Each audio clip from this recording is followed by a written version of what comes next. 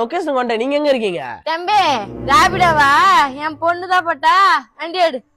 OTP 3911 குடிச்சிக்கிறேன். என் புள்ள கொண்டு போய் சாக்கல தள்ளி விட்டான். நீ எதுவும் குட்டையில தள்ளிடாத. பள்ள மோடெல்லாம் பாத்து போ. ஒன்னும் அவசரம் இல்ல. டேடியா ஆட்டோ ஏறிட்டேன். வரத்துக்குள்ள வீடெல்லாம் பெருக்கி சாமான் வளைக்கி வை.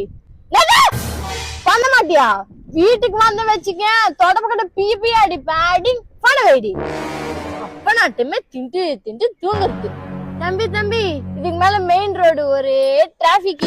ஆண்டி ஷார்ட் ரூட் சொல்றேன் அதுல போ.